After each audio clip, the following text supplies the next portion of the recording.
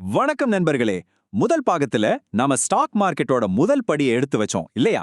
இப்போ உண்மையான ஆட்டத்துக்குள்ள நுழைய போறோம். ப்ராஃபிட்டை எப்படி அதிகப்படுத்துறது, நஷ்டத்தை எப்படி தவிர்க்கிறது, உங்களுக்கு ஏத்த ஒரு சரியான ஸ்ட்ராட்டஜியை எப்படி உருவாக்குறதுன்னு இன்னும் கொஞ்சம் ஆழமா பார்க்க போறோம். நீங்க ரெடியா? சரி, வாங்க உள்ள போலாம். இன்னைக்கு நாம என்னென்ன பார்க்க போறோம்னா, முதல்ல நீங்க எந்த மாதிரி இன்வெஸ்டர்னு தெரிஞ்சுக்க போறோம். அதுக்கப்புறம் ஸ்டாக்ஸை எப்படி அனலைஸ் பண்றது, நம்ம பணத்தை எப்படி பாதுகாக்கிறது, கடைசியா இது எல்லாத்தையும் சேர்த்து உங்களுக்கான ஸ்ட்ராட்டஜி எப்படி உருவாக்குறதுன்னு ஸ்டெப் பை ஸ்டெப்பா பார்க்க போறோம். இந்த கேள்விக்கு நீங்க பதில் சொல்றது ரொம்ப ரொம்ப முக்கியம். ஏன்னா நீங்க எடுக்க போற ஒவ்வொரு இன்வெஸ்ட்மெண்ட் முடிவுக்கும் இதுதான் பேஸ்மெண்ட். இத முடிவு பண்ணாம மார்க்கெட்டுக்குள்ள வர்றது எங்க போறோனே தெரியாம ஒரு பயணத்தை ஆரம்பிக்கிற மாதிரி. உங்க இன்வெஸ்டிங் ஸ்டைல முடிவு பண்றதுல முதல் ஸ்டெப்பே டைம் தான். அதாவது நீங்க லாங் டேர்முக்கு இன்வெஸ்ட் பண்ண போறீங்களா இல்ல ஷார்ட் டேர்ம்ல ப்ராஃபிட் பார்க்க விரும்புறீங்களா? இதுதான் நீங்க எடுக்க வேண்டிய முதல், அதே சமயம் மிக முக்கியமான முடிவு. இதுல ரெண்டு முக்கியமான வழிகள் இருக்கு. ஒன்னு லாங் டேர்ம் இன்வெஸ்டிங். இது சிம்பிளா சொல்லணும்னா ஒரு மரக்கன்று நட்டு வளர்க்கிற மாதிரி பொறுமையா பல வருஷங்கள் வெயிட் பண்ணி ஒரு பெரிய பலனை அடையிறது. இன்னொன்னு ட்ரேடிங். இது அன்னைக்கு மார்க்கெட் எப்படி இருக்குன்னு பார்த்து வேகமா வாங்கி விக்கிறது. இதுல நீங்க மாச கணக்குல வெயிட் பண்ண வேண்டாம். சில நாட்கள்ல, ஏன் சில சமயங்கள்ல, சில நிமிஷங்கள்ல கூட ப்ராஃபிட் பார்க்கலாம். லாங் டேர்ம் இன்வெஸ்டிங்க்கு யூஸ் பண்ற ஒரு முறை தான் இந்த சிஎன்சி, அதாவது கேஷ் அண்ட் கேரி. இதோட அர்த்தம் ரொம்ப சிம்பிள். நீங்க உங்க சொந்த பணத்தை கொடுத்து ஷேர்ஸை வாங்குறீங்க, அது உங்க டிமேட் அக்கவுண்ட்ல பத்திரமா இருக்கும். இங்க நீங்க யாருக்கிட்டையும் கடன் வாங்கல, அதனால அந்த ஷேர்ஸோட முழு ஓனரும் நீங்க தான். ஓகே, இப்போ நீங்க லாங் டேர்ம் இன்வெஸ்டரா இல்ல ஷார்ட் டேர்ம் ட்ரேடரான்னு ஒரு முடிவுக்கு வந்தாச்சு. அடுத்த கேள்வி என்ன? எந்த ஸ்டாக்க வாங்குறது, எப்போ வாங்குறது? இந்த ரெண்டு கேள்விக்கும் பதில் சொல்லதான் நமக்கு மார்க்கெட் அனாலிசிஸ் உதவுது. இந்த ஒரு லைனை நல்ல ஞாபகம் வச்சுக்கோங்க. எந்த ஷேரை வாங்கலாம் அப்படிங்கிற கேள்விக்கு ஃபண்டமெண்டல் அனாலிசிஸ் பதில் சொல்லும். எப்போ வாங்கலாம் அப்படிங்கிற கேள்விக்கு டெக்னிக்கல் அனாலிசிஸ் பதில் சொல்லும். இதுதான் அனாலிசிஸ்ல இருக்கிற ரெண்டு முக்கியமான தூண்கள். நான் இன்வெஸ்ட் பண்ண போற கம்பெனி ஒரு நல்ல கம்பெனி தானா? இந்த கேள்விக்கு பதில் சொல்றது தான் ஃபண்டமெண்டல் அனாலிசிஸ். இது ஒரு கம்பெனியோட ஆணிவேரையே அலசி ஆராயிற மாதிரி அதோட financial health, management, future growth இப்படி எல்லாத்தையும் ஆழமா பார்த்து அதோட உண்மையான மதிப்பு என்னன்னு கண்டுபிடிக்கிறது. ஒரு கம்பெனியோட ஃபினான்ஷியல் ஹெல்த்தை புரிஞ்சுக்க இந்த 3 விஷயத்துல கவனம் செலுத்துங்க. முதல்ல P&L ஸ்டேட்மெண்ட், அதாவது ப்ராஃபிட் அண்ட் லாஸ். கம்பெனி எவ்வளோ சம்பாதிக்குது, எவ்வளோ செலவு பண்ணுதுன்னு இது காட்டும். ரெண்டாவது பேலன்ஸ் ஷீட். கம்பெனிக்கு எவ்வளோ சொத்து இருக்கு, எவ்வளோ கடன் இருக்குன்னு இது ஒரு தெளிவான படத்தை கொடுக்கும். கடைசியா கம்பெனி மற்றும் மார்க்கெட் நியூஸ். இதை பார்க்கறப்போ அவங்களோட ஃபியூச்சர் பிளான்ஸ் என்னன்னு நமக்கு புரியும். அடுத்து, ஓகே, ஒரு சூப்பரான கம்பெனியை கண்டுபிடிச்சிட்டேன், ஆனா இதை வாங்குறதுக்கு இது சரியான நேரமா? இந்த கேள்விக்கு பதில் சொல்றது தான் டெக்னிக்கல் அனாலிசிஸ். இதை ஒரு வெதர் ரிப்போர்ட் பார்க்குற மாதிரி நினச்சிக்கோங்க.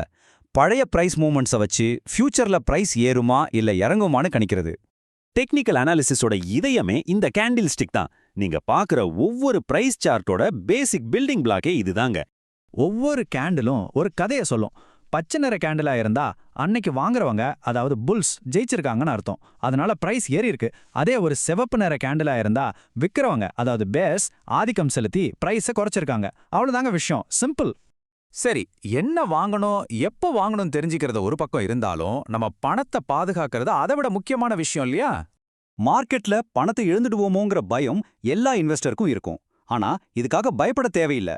இந்த ரிஸ்கை மேனேஜ் பண்றதுக்கும் நம்ம நஷ்டத்தை கண்ட்ரோல் பண்றதுக்கும் சில பவர்ஃபுல்லான டூல்ஸ் இருக்கு. ஸ்டாப் லாஸை உங்களுக்கான ஒரு ஃபைனான்ஷியல் சேஃப்டி நெட் மாதிரி நினைச்சுக்கோங்க. ஒரு ஷேரோட விலை நீங்க நினைச்ச ஒரு குறிப்பிட்ட லெவலுக்கு கீழே இறங்கிடுச்சுன்னா ஆட்டோமேட்டிக்கா அதை வித்துடணும்னு நீங்க முன்கூட்டியே போடுற ஆர்டர் தான் ஸ்டாப் லாஸ். இது ஒரு சின்ன நஷ்டத்தோட வெளியே வந்து ஒரு பெரிய லாஸை தவிர்க்கிறதுக்கு ஹெல்ப் பண்ணும். ரிஸ்கை மேனேஜ் பண்ண இந்த 2 விஷயங்கள் ரொம்ப முக்கியம். ஒன்னு ஸ்டாப் லாஸ் யூஸ் பண்றது, ரெண்டாவது டைவர்சிஃபை பண்றது. அதாவது எல்லா முட்டையையும் ஒரே கூடையில வைக்காம உங்க இன்வெஸ்ட்மெண்ட்ஸை பல ஸ்டாக்ஸ்ல, பல செக்டார்ஸ்ல பிரிச்சு முதலீடு செய்யணும். இது 2யும் செஞ்சாலே நம்ம மூலதனத்தை ரொம்ப நல்லா பாதுகாக்கலாம். ஓகே, இப்போ நாம இது வரைக்கும் கத்துக்கிட்ட investing style, analysis, risk management, இதை எல்லாத்தையும் ஒன்னா சேர்த்து உங்களுக்கான முதல் இன்வெஸ்ட்மெண்ட் ஸ்ட்ராட்டஜியை எப்படி உருவாக்குறதுன்னு பார்க்கலாம். நம்ம அறிவை இப்போ செயலாக மாத்துற நேரம் வந்தாச்சு. இதோ உங்களுக்காக ஒரு சிம்பிளான 3 ஸ்டெப் பிளான்.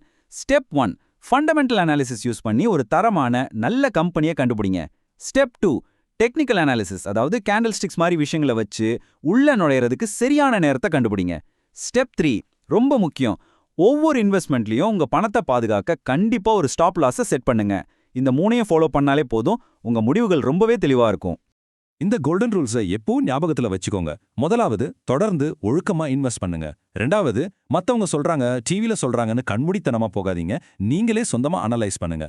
மூணாவது, கத்துக்கிறத நிறுத்தாதீங்க, மார்க்கெட் எப்போ மாறிக்கிட்டே இருக்கும். கடைசியா பொறுமையா இருங்க, இது ஒரு லாங் டேர்ம் கேம். கடைசியா ஒரு முக்கியமான விஷயம், பங்கு சந்தை முதலீடுகள் சந்தை ஆபாயங்களுக்கு உட்பட்டவை. அதனால முதலீடு செய்யறதுக்கு முன்னாடி சம்பந்தப்பட்ட எல்லா ஆவணங்களையும் கவனமா படிச்சு பாருங்க. எப்பவும் கவனமா தெரிஞ்சுக்கிட்டு முதலீடு பண்ணுங்க. இப்போ உங்க முதலீட்டை அனலைஸ் பண்றதுக்கு தேவையான கருவிகள் உங்க கையில இருக்கு. நீங்க அடுத்த அடி எடுத்து வைக்க தயார். இந்த அறிவை வச்சு பயப்படாம உங்க முதல் இன்வெஸ்ட்மெண்ட்டை ஆராய ஆரம்பிங்க. இன்னும் நிறைய ஆழமான ஸ்ட்ராட்டஜிஸோட அடுத்த பாகத்துல சந்திப்போம். அது வரைக்கும் தொடர்ந்து கத்துக்கிட்டே இருங்க.